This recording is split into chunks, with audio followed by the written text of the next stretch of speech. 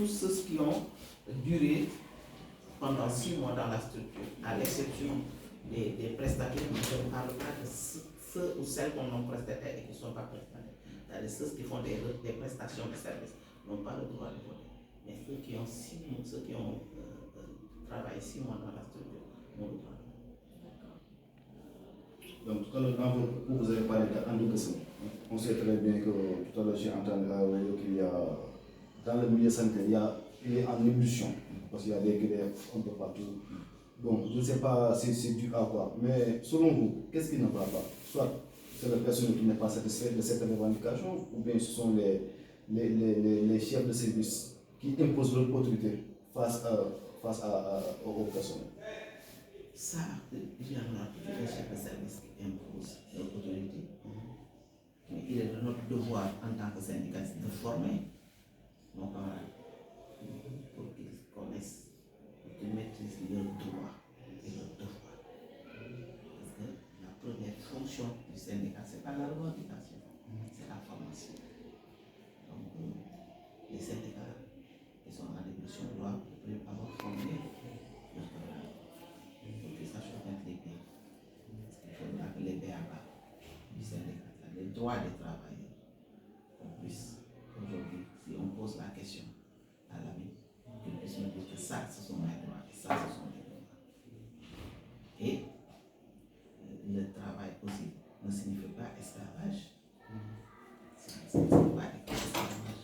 Quand on travaille et il n'y a pas lieu de mettre une pression sur le travail.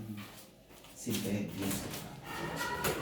Donc ça, on peut le régler en interne. Mais ce qui se passe pour André-Guesson, dont je suis vice-président, après ma travail signé, que je salue au passage, Camille Diop et Mandioba, qui sont tous membres d'André-Guesson, nous avons une plateforme revendicative, entre autres, pour les techniciens supérieurs de santé, mais également pour la valorisation des salaires dans le secteur de la santé. Nous avons également le problème des contractés aussi, d'autres qui sont des contractés imputables éternellement et qui ne sont jamais regroupés et qui sont la masse la plus nombreuse dans le secteur de la santé. Comment faire pour les intégrer? Comment faire pour les utiliser? Ça, c'est dans notre plateforme. Dans notre plateforme, nous avons également des assistants infirmiers qui faire carrière, c'est-à-dire la carrière du personnel de santé. En général, ça fait défaut. Celui qui est assistant infirmier, qui est venu avec BFM plus 2, si on ne parle pas de sa carrière, il restera agent, assistant infirmier jusqu'à la retraite, alors qu'il peut faire carrière pour être infirmier d'État, ensuite technicien supérieur, et ensuite prétendre à d'autres fonctions. Donc ça, c'est dans notre plateforme. Mais c'est également la rémunération des agents de la fonction publique. Parce qu'aujourd'hui, quelqu'un qui sort avec BFM plus 3 ou avec BAC plus 3, qui est de la santé, est moins rémunéré que quelqu'un qui est en éducation. Donc tout ce que nous demandons, c'est qu'un diplôme égal, salaire égal, qu'il y ait l'équité. Le Sénégal ne veut pas ratifier la convention 100 et la convention 111. C'est la rémunération et l'équité salariale. L'OIT, et ne pas l'appliquer. C'est inadmissible. Donc c'est la raison pour laquelle nous allons vers un mouvement d'union. Mais surtout, nous avons un protocole d'accord qui intéresse beaucoup de ministères.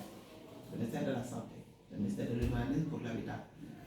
Et je vous informe que la semaine prochaine, nous allons convoquer le comité de social pour parler de l'habitat social pour le personnel. Donc, les jeunes, vous avez besoin, comme nous, d'avoir un toit, d'être à l'aise avec votre famille.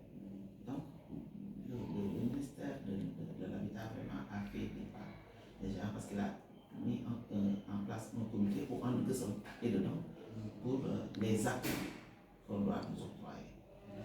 Donc, le protocole d'accord qui devait être signé depuis le 21 mai, peut-être c'était la veille des élections, le ministre de la Santé nous avait confié à venir juger en ce moment que si l'on contrôle le ministère, alors que le syndicat n'a pas vocation politique, ça pourrait vraiment impacter négativement sur le mouvement. Et tout juste après les élections, ce que nous avions craint, c'est ça, l'autorité n'a plus fait d'effort pour qu'on puisse signer le protocole. Donc nous exigeons qu'on puisse signer le protocole pour que ces actes-là puissent vraiment tomber entre les bras des paramédicaux et des administratifs qui sont au niveau du ministère de la Santé. C'est ça le problème. Et que depuis l'avènement de Macky Sall à la présidence de la République, zéro front pour les paramédicaux et les administratifs au niveau de la santé. Tout ce qu'ils traitent, c'est avec les médecins. Et nous les encourageons, nous sommes vraiment contents et fiers de ce qu'on fait pour eux parce qu'ils ont fait de très longues études. Mais, mon cœur, vous dites, c'est bien. Taw bi soo ko cëralee ni ko yow tey jox naa la dépense 4 000 boo gis nga ne ko taal qui est à 0 francs, ça un peu plus tard, mais du jour au lendemain, on voit qu'il donne à d'autres des centaines de milliards. C'est inadmissible. C'est tout simplement ça. Et comment ça se passe le recrutement? Parce que la fois passée, vous avez effectué le recrutement. Parce qu'un contractuel doit faire 1 an, plus 1 an, ça fait 2 ans. Donc s'il fait 2 ans dans une structure, normalement, il doit être embauché. Où en êtes-vous avec l'embauchement de certains contractuels? De la santé ou dans la structure? Dans la santé. Dans la santé. Au sein de l'hôpital Abass Ndao. Au sein de l'hôpital Abass Ndao, c'est autre chose. Parce que l'hôpital Abass Ndao a une spécificité. L'hôpital Abass Ndao, lors de la dissolution de la communauté urbaine de Dakar, tout le personnel qui était dans cette structure a été placé au niveau du champ. Parce que l'hôpital Abass Ndao était un hôpital municipal. Et quand ils l'ont versé, ils ont versé le personnel. Mais il n'y a pas eu de mesure d'accompagnement. Jusqu'au jour d'aujourd'hui, l'hôpital Abass Ndao ne bénéficie pas de subventions comme les autres structures. Ce qui est versé au niveau de l'hôpital, c'est pour le traitement salarial des agents de la communauté urbaine. Alors, tout ce personnel est payé par le chef. C'est-à-dire que les EPS, ils ont des critères d'éligibilité. Si on applique ces critères d'éligibilité à l'hôpital Abass Ndao, nous ne sommes pas éligibles au niveau du Sénégal. Mais l'UEMOA demande à ce que pour chaque budget, au niveau des pays membres, que la masse salariale ne dépasse pas 35%. L'hôpital Abass Ndao, à un certain moment, était à 80% du budget. Tout le personnel est payé par l'hôpital. Les agents de la ville de Dakar ne font pas 50. Les fonctionnaires sont moins que les agents de la ville. Les universitaires également. Donc, tout le grand groupe, nous sommes presque aujourd'hui 700 agents. Tout le grand groupe est payé par le champ. Et quand le nouveau directeur est arrivé, le ministre lui avait promis des mesures d'accompagnement. Mais le ministre de la Santé est maître dans l'art en général de ne pas respecter ses engagements. Parce que quand tu nommes quelqu'un et qu'il est placé mieux que quiconque pour savoir comment des spécificités, la première chose pour soulager l'hôpital, c'est au moins d'augmenter la subvention de la structure. José dit que nous n'avons pas de subvention. Ce que nous recevons, c'est pour le traitement salarial des acteurs de la communauté. Il le sait. Il était à la communauté urbaine. Feu Mamadou Diop est son nom. Il a été avec lui. Donc, il sait mieux que quiconque. Mais il nous laisse. Et le directeur se bat tout le temps pour que le personnel soit payé avant l'administration sénégalaise. Avant l'administration sénégalaise. Lui, il est affecté à Abass Ndao comme moi. En général, le personnel est payé 1 semaine à 10 jours avant que nous soyons payés, lui et moi. Parce que nous émargeons dans la même structure, lui et moi. Alors, ça pose problème. Et nous avons discuté avec lui quand il est venu. Je vous ai dit qu'il était coordonnateur de il sait que les points que nous défendons, c'est lui qui les défendait en premier. Nous avons discuté. Et je salue sa clairvoyance et son écoute. Il a été très attentif. Donc, ce qui est normal, c'est que après une année, le contrat de l'élection, dès que vous entrez dans la deuxième année, le droit du travail dit que vous devez être recruté. Mais c'est l'administration sénégalaise qui a tout dévoilé. Si je vous dis qu'au niveau du ministère de la Santé, il y a des contractuels qui ont fait 15 ans. 15 ans. Au niveau du ministère, là-bas c'est du ça. Il y en a qui ont fait 15 ans. Alors aujourd'hui, si demain, la personne demande à être recrutée après 2 ans et qu'elle rencontre les contractuels du ministère, ils vont repousser chemin. C'est-à-dire que ce sont eux qui doivent donner le bon exemple. Et ce sont eux qui tous les jours chamboulent les droits des travailleurs. Et qui tous les jours foulent au pied les droits des travailleurs. On ne peut pas 15 ans, faire 15 ans au niveau du ministère et ne pas être recruté. Et qu'on dise que les autres ont fait une longue étude. 15 ans après, si tu prends 15 ans d'une vie d'une personne qui a 45 ans, ça veut dire que tu as presque pris toute sa vie. Et après 15 ans, si tu te recrutes, il ne fera pas 20 ans. Il ne fera pas 10 ans. Et ce qu'il perd, vous ne le capitalisez pas, mais vous capitalisez pour les autres. C'est la raison pour laquelle nous nous battons pour qu'il y ait cette équité-là. Il y en a qui ont fait 15 ans là-bas, qui ne sont pas recrutés. Il y en a qui ont fait 15 ans dans d'autres ministères, qui ne sont pas recrutés. Il y a des contracteurs qui sont au fin fond du Sénégal, qui ne sont pas recrutés, qui ont fait 10 ans. Il y en a qui ont perdu leur ménage à cause de cela. Il y en a des hommes qui également ne savent plus où mettre les pieds. Parce que tout simplement, maintenant, ça s'est amélioré avec Anne Gazon. Parce que nous nous sommes battus et j'ai dit plus devant le président de la République que le ministre doit 7 mois à des contracteurs de la santé. Alors que le projet qui soutient ce personnel-là a payé le personnel. C'est-à-dire ils ont avancé 3 ans. Si tu es recruté aujourd'hui, ton salaire de 3 ans est déjà versé au niveau du ministère de la Santé. Et on le doit cette norme. Où est passé l'argent? Donc vous voyez tous ces problèmes-là. En tout cas, tant que je serai là, je me battrai pour que le respect des droits des travailleurs soit le leitmotiv de la direction de l'hôpital Abass Ndao. Nous sommes dans une dynamique bientôt de recrutement.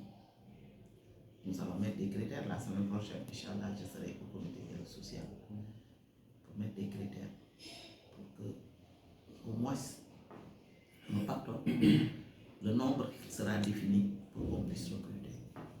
Pour qu'on puisse recruter. Le personnel de santé est fatigué. Le Sénégal, la population sénégalaise est jeune. Et le travail est beaucoup plus précaire. Le travail devient de plus en plus précaire. Et ça pose problème. Ça pose problème. Nous pensons que durant ces 2 ans-là, si le bon Dieu nous prête longue vie, nous pensons que nous pourrons faire le maximum. Si le docteur Amouria est toujours là, je ne répondrai pas pour d'autres. Parce que tant que le docteur Amouria sera là, je vais l'accompagner.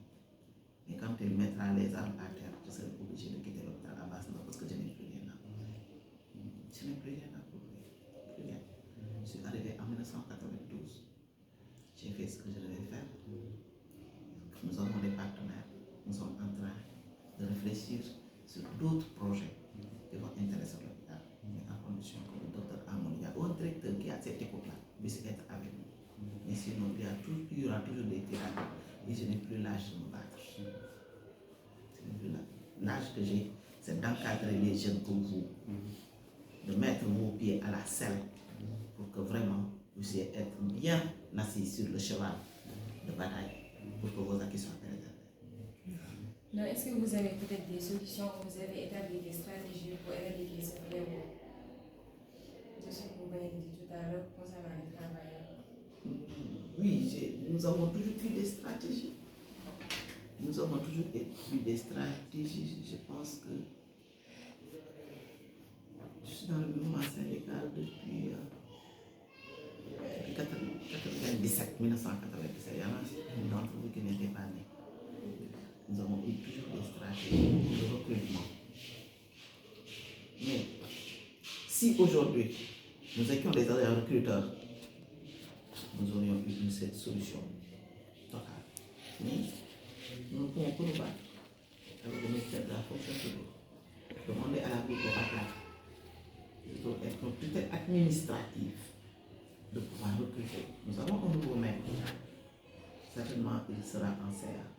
La première question et la première revendication que je lui ai posée, c'est de recruter les agents de l'hôpital. Parce que c'est un maire nouveau, il doit prouver. Il doit faire mieux que ce que Soham a fait. Et Dieu sait que Soham a fait quelque chose, pas peut-être timidement pour le recrutement, mais au moins pour l'équipement de l'hôpital. Pour les investissements, il a joué un rôle. Pour le recrutement, timidement. Mais nous pensons que le maire, Barthélémy Dias, que je connais personnellement et avec qui nous avons cheminé depuis des années, fera quelque chose. Si aujourd'hui, la ville de Dakar recrute, si Diouf Sarr prend des engagements qu'il pourra faire, parce que comme dit le président, il faut prendre des engagements réalistes et réalisables. Nous avons toujours donné des protocoles réalistes et réalisables qui n'ont jamais été signés. Mais si eux aussi, ils prennent peut-être ceux qui ont les salaires les plus faramineux, les autres pourront être recrutés par l'hôpital Abass, non. Mais il ne faut jamais oublier que l'hôpital doit payer un personnel à hauteur de presque 80%. Aujourd'hui, ça baisse. Mais ça aura tendance. Parce que tant qu'il y aura des services qu'on va mettre sur pied, on demandera encore du personnel. Et ce personnel sera payé par l'hôpital. Donc, nous avons des stratégies, comme je l'ai dit, avec le nouveau directeur. C'est être combattant, c'est un syndicaliste. Vous avez la chance d'avoir un syndicaliste. Battez-vous qu'il reste à l'hôpital Abass. Battez-vous, hein, je vous le dis, battez-vous. Si Amadou Ndiaye passe par vos doigts, entre vos doigts, je vous dis que vous ne savez pas ce que demain la vie va faire. Mais tant qu'il est là, c'est quelqu'un de. Il a envie de gagner, c'est un gagnant, quoi. Il a envie de gagner. Et comme disait Olof, il devait avoir une chance, d'avoir une chance où nous, machallah, donc diable, les diables, donc on continue dans cette lancée. Les stratégies, c'est ça, qu'on puisse dire au maire de Dakar. Et moi, je le dirais, parce que je sais pas moi aussi, je lui dirais de recruter. Et nous ne nous arrêtons pas. Là-bas, nous continuerons, nous irons le rencontrer pour lui demander de recruter un personnel et de nous dire combien il pourra recruter, combien la fonction publique pourra recruter. Et le reste sera fait en charge à l'hôpital. Mais en tout cas, ce que vous avez ici au niveau de l'hôpital ne figure dans aucune structure. Il y en a, c'est-à-dire qu'ils ne pensent même pas à ça, qu'on ait des contrats à durée déterminée, encadrés, qu'on amène à l'inspection du travail. Vous êtes fichés au niveau de l'IPRES et de la Caisse de sécurité sociale. Il n'y en a pas. Ça, je vous le dis. Et je vous le dis. Je n'ai pas l'habitude de dire de comptabilité ou comme disait l'autre, mais il n'y en a pas. Nous sommes les premiers, nous sommes toujours les précurseurs. Donc, ça laisse qu'à la base. Donc, comme nous avons eu ces actes, nous pensons que d'autres actes viennent. Mon seul souhait, avant de quitter l'hôpital, c'est de voir le maximum de recrutement. Si je vois ça demain, après demain, je dirais, ah, il y a le bug. Mais parfois, je viens de regarder la crèche. Parfois, je viens de peut-être regarder la salle de sport qui est en train d'être concoctée. Parfois, la gériatrie que nous voulons mettre en place, je pourrais venir regarder, dire que ça, nous nous sommes battus. Nous avons eu des partenaires qui ont mis en place ça. Là, ça, si je l'ai demain, après demain, je sais la main à je lui dis, allez bien. C'est mon seul combat maintenant dans la structure. J'espère que ce soit réalisable. Amélioré. Inch'Allah. Donc, vous êtes syndicaliste, en même temps aussi représentant du personnel. Est-ce qu'il y a une différence entre tout? Parce qu'il y a ce qu'on appelle représentant du personnel et ce qu'on appelle représentant du personnel syndicaliste. Vous Vous êtes les deux à la fois. Comment arrivez-vous à faire ça? Est-ce qu'il y a une concordance entre ces deux-là?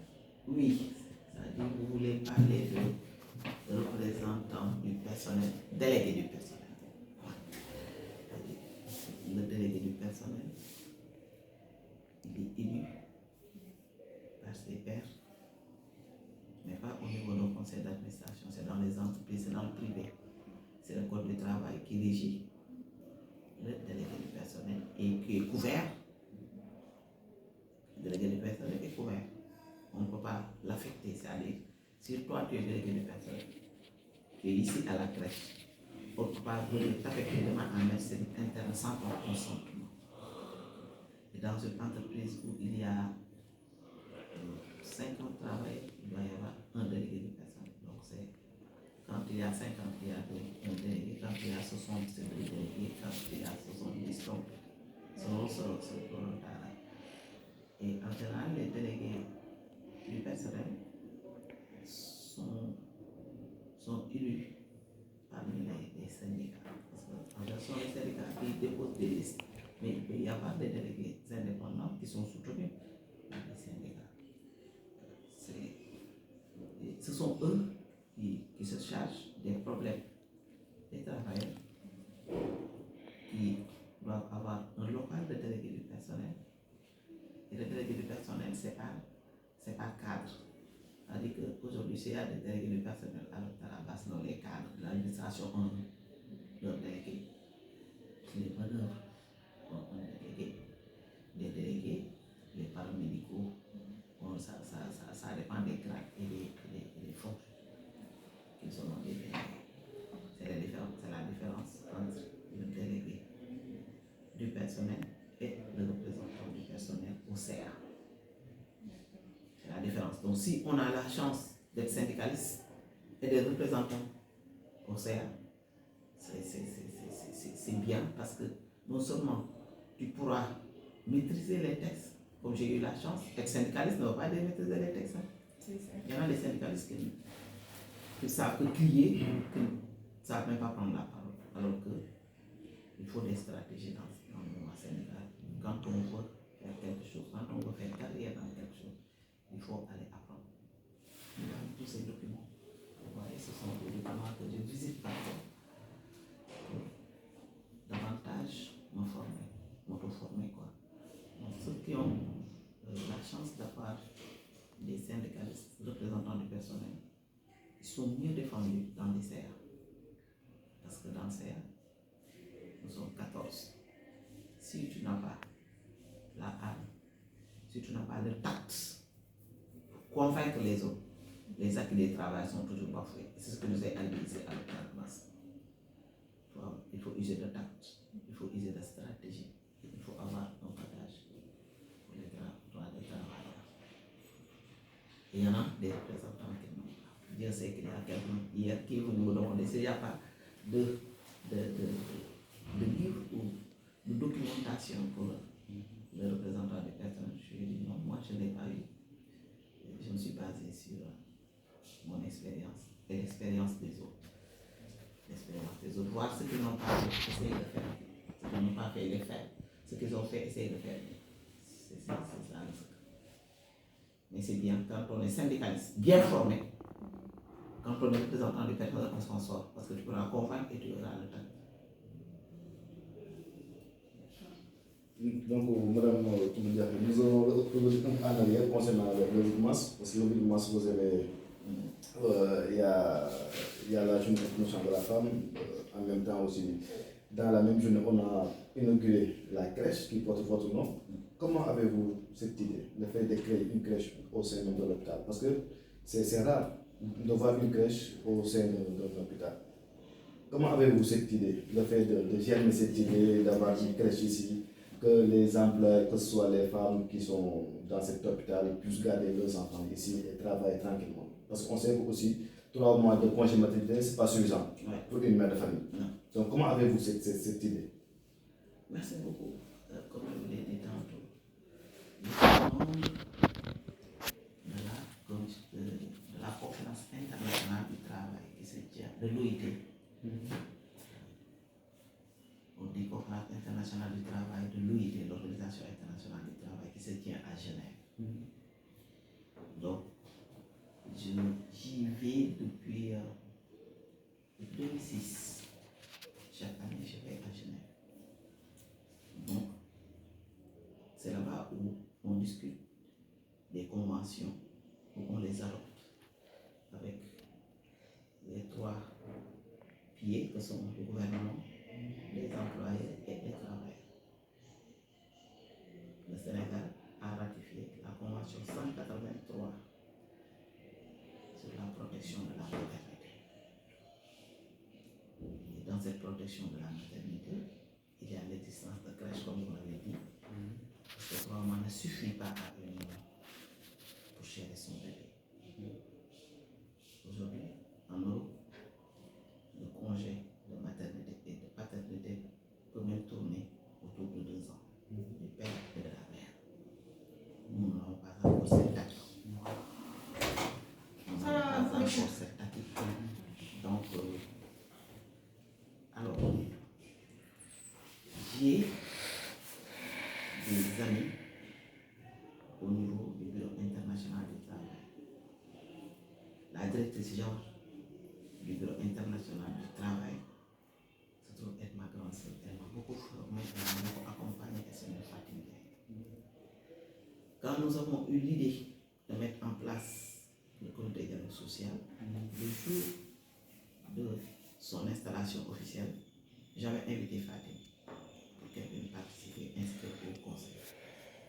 Ce jour-là, nous avons beaucoup parlé des conditions de travail des femmes et du personnel en général. Parce que même les hommes sont intéressés par le bien-être de leurs enfants. C'est ce jour-là que le professeur Anassa a également parlé de l'existence de mettre en place une crèche pour le bien-être du personnel, mais également pour la productivité. Ça fait tout dans ma tête, je lui dis, mais ça c'est la convention 183. Et j'ai beaucoup œuvré pour ça. J'étais membre de la commission, j'étais titulaire. Donc nous avons adopté, nous sommes venus au Sénégal, nous nous sommes battus. On a ratifié la convention 183 en 2015. Au Sénégal, j'ai dit, non, il faut qu'on se batte pour ça. J'en ai discuté avec elle, je m'en suis ouvert à elle. Elle m'a dit, mais c'est une bonne idée, on va discuter. Quelque temps après, elle me convie à une réunion à King Fahd Palace. J'y ai été avec quelques éléments de Abbas que j'ai amené avec moi.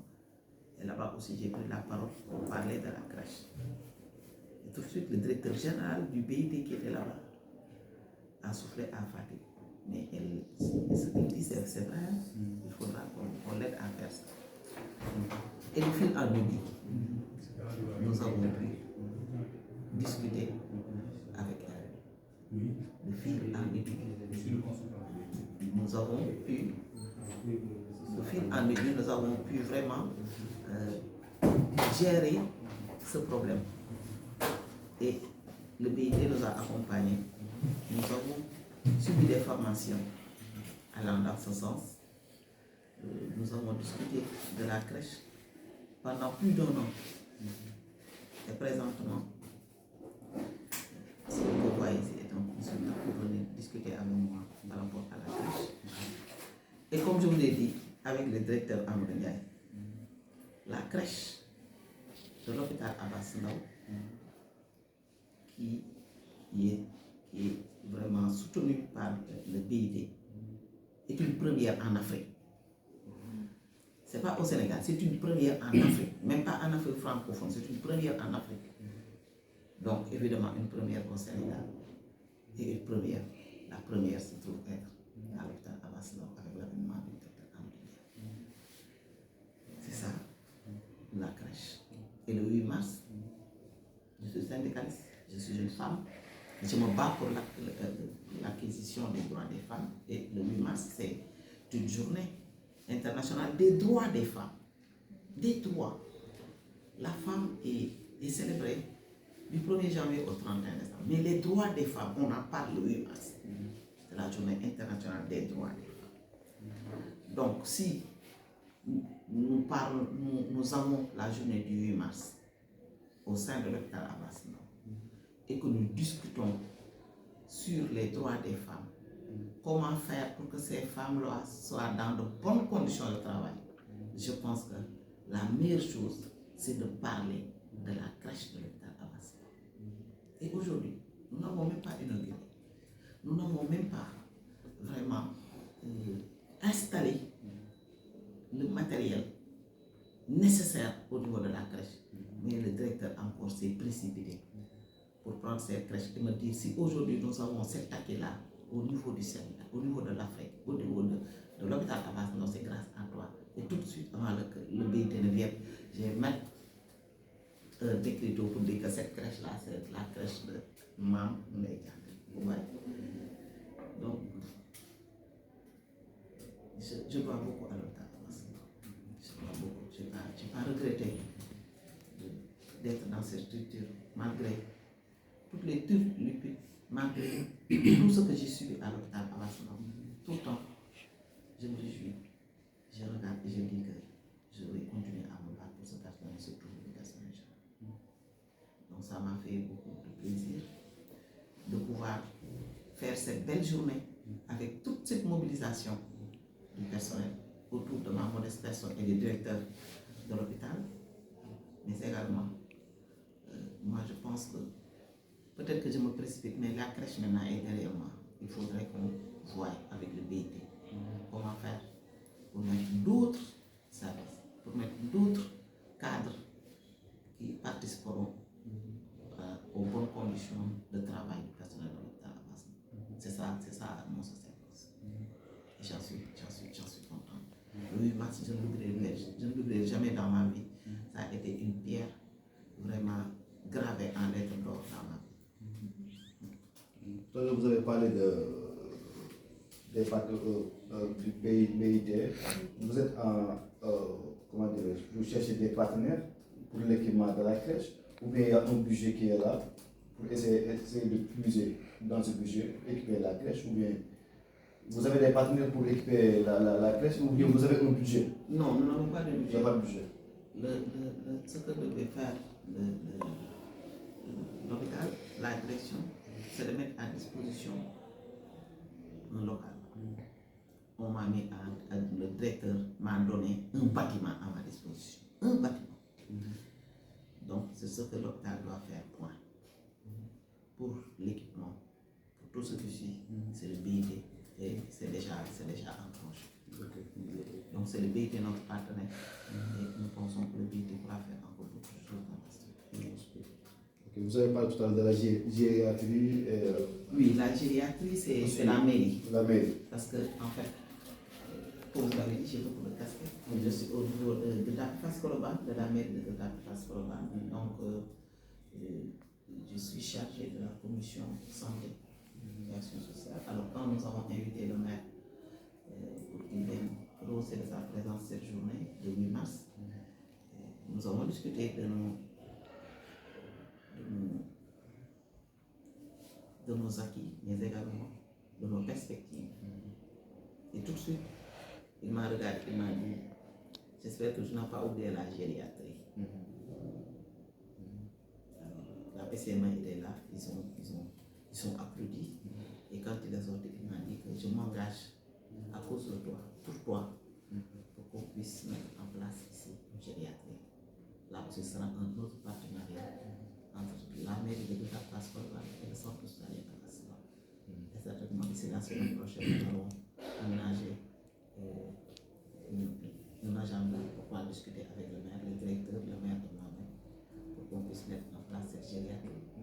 La gériatrie, c'est pour les grandes personnes. Parce qu'il y a à Dakar, il y a une seule gériatrie qui se trouve à Ouakam. Et donc, la demande est supérieure, multifois supérieure à l'offre. Alors, si Dapitas Colobane peut faire cela au niveau de l'hôpital Abass Ndao, ce sera encore un plus-value pour l'hôpital. Et ça participera à la visibilité de notre structure. Est-ce qu'au Sénégal, on a cette culture, le fait d'avoir une gériatrie, Parce que comme en France, parce qu'en France, nous avons les asiles. Les personnes qui sont âgées sont tout le temps dans les asiles. Mais ici au Sénégal, est-ce que nous avons cette culture, le fait d'avoir une gériatrie pour vraiment réserver ça au troisième âge? Oui, il y a une différence entre comme vous le dites, c'est pas des adultes, là où on met les personnes âgées en Europe. C'est-à-dire qu'ils sont là-bas, ils vivent là-bas. Mais si c'est la gériatrie, c'est pour la prise en charge de leur état de santé. De leur état de santé. De les accompagner, de voir ce qui ne va pas, de les aider et ensuite de les laisser aller à la maison. Ils ne sont pas là à l'hôpital également. C'est uniquement, comme par exemple la pédiatrie, vous avez eu la pédiatrie. Alors, à l'opposé de la pédiatrie, c'est la gériatrie. C'est simplement cela. Nous avons besoin d'encadrer nos vieilles personnes qui sont dans notre commune. Et je pense que ma maman sera la bienvenue ici. Parce que tout le temps, ils se plaignent. Parfois pour des tensions, des HTA, parfois des problèmes d'alimentation. Parce que les jeunes ont tendance maintenant, dès que tu as un certain âge, ils ne s'occupent pas de leur maman ou de leur grand-père, parce que de leurs grands-parents, parce qu'ils forment une famille. Donc il faudrait que d'ores et déjà que nous ayons cette culture. Et nous avons, Dieu sait que nous avons cette culture. Il ne faut pas oublier que maintenant, le monde c'est un village planétaire. Donc c'est la mondialisation et la globalisation qui nous dicte sa loi. Donc nous avons besoin d'accompagner nos parents et nos grands-parents, comme nous avons besoin de prendre nos petits-enfants et nos enfants en charge pour de bonnes conditions de travail. Donc avant d'arriver au mot de la fin, où vous en êtes avec la salle de musculation? Parce que la fois passée, la salle de sport, la fois passée vous avez taquiné vos collègues, Madame Diop, en disant que si la salle sera prête, comme ça on va essayer de nos blousons et faire des pédales. Nous avons un partenaire stratégique, c'est une aide le BD. Quand Martin est venu ici, les premiers directeurs, ils étaient là avec la SAF. J'avais discuté avec elle. Quand elle a vu ce que la direction a fait, elle a été séduite. Elle m'a dit que je vais te financer pour la salle de sport. Donc, dès que le financement de la crèche sera totalement fini, nous allons nous pencher sur ça. Et ce sera encore bénéfique pour le personnel de l'hôpital Abass. Nous voulons que l'hôpital Abass ne soit plus un EPS de niveau 3, mais un EPS de niveau 4. Et nous en sommes capables. Si nous fédérons nos forces, si nous sommes autour du directeur, il y aura toujours des divergences, mais parlons-en en interne, discutons-en, ne sortons pas et ne créons pas des conditions pour que les autres puissent venir nous diviser. C'est ça qui est important.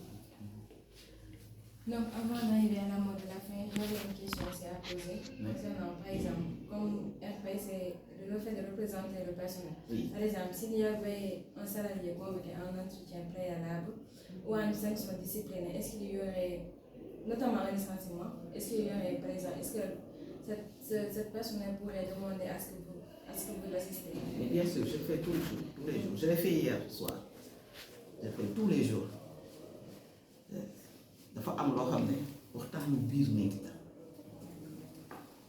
am boo xam ne dafay dem ci diggu kër gi am loo xam ne day dem si pénc ba ñaanu yàlla nag bu dem ci pénc ba parce que Amadou Ndiaye c'est un, comme l'a dit Madame Diop, ce qui nous lie c'est plus fort que femme et mari. Ce qui nous lie c'est plus fort que frères et sœurs. À la limite c'est fils et mère. Et en général, quand il y a ces problèmes, dès que je l'appelle et que je discute avec lui, parce que c'est quelqu'un d'extraordinaire. Les gens ne le connaissent pas. Comment tu dis dans la on fait que le rôle. Tout de suite, en général, il baisse les armes. Je laisse tomber. Nous avons d'autres perspectives. Nous avons une autre vision. Laisse tomber, en général, il laisse tomber. Et hier soir, Dieu sait qu'à 21h, j'étais en train de régler un problème d'un personnel de l'autre. Vous avez le droit, quand vous avez un problème, de venir. Si vous vous ouvrez à moi, Et même si vous ne vous trouvez pas à moi et que je suis au courant, tout de suite, je prends le relais. Parce que le personnel là, il ne m'a pas appelé, c'est quelqu'un d'autre qui m'a informé. J'ai appelé le docteur Amadou, j'ai discuté avec lui. Et je l'ai appelé lui, je lui ai dit, va discuter avec ton patron. Je pense que c'est fini, il faut arrondir les angles. Nous ne sommes plus à l'état de nous battre pour qu'on nous taxe toujours d'enfants terribles de la santé. Quand il y a des sanctions, quand il y a quelque chose, dès qu'on en discute avec le directeur, en général, il laisse tomber. Je ne lui ai jamais demandé quelque chose et que en fin de compte, je ne suis pas satisfait. Depuis qu'il est là, non, je ne m'en rappelle pas. Pour une seule personne. Si, pour une seule personne. Une seule personne. Et quand il m'a je savais, mais je ne voulais pas qu'il fasse. Rapidement, il m'a dit non, laissons tomber. Et j'étais d'accord avec lui parce que j'ai vécu cela avec cette personne-là. Sinon, pas de souci. D'accord, donc c'était un plaisir d'avoir un entretien avec vous. Donc nous avons pu connaître les missions et quelques perspectives du RP. Oui. Donc, chance à vous. Donc, madame, nous vous remercions de votre aimable accueil parce que vous avez donné un cours maïsala sur la présentation du personnel. Nous avons beaucoup appris, nous avons emmagasiné pas mal de connaissances en ce qui concerne votre domaine. Donc, nous vous remercions. C'est quoi votre dernier mot ou bien un message à lancer à l'endroit du prêteur ou bien à la femme, comme on est dans le mois de mars? L'hôpital Abass Ndao a une autre spécificité. Elle est en majorité composée de femmes. 80% du personnel de l'hôpital Abass Ndao, c'est des femmes. Donc, honneur aux femmes. Je sais que les femmes de l'hôpital Abass Ndao se battent. De la technicienne de surface au professeur. Je sais qu'elles font un travail.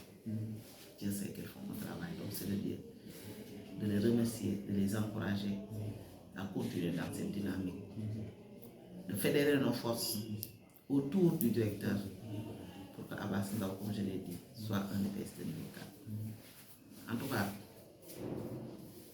nous serons toujours à ses côtés. Tant que cette dynamique qu'il épouse sera son leitmotiv, nous serons toujours à côté de lui, comme je vous l'ai dit à l'entame de mon propos. Remercier également tout le personnel de l'hôpital Abass Ndao pour la confiance à ma modeste personne et dire que je continuerai toujours à les défendre, du plus petit au plus grand, du moins gradé au plus gradé. Et je vous remercie. Merci.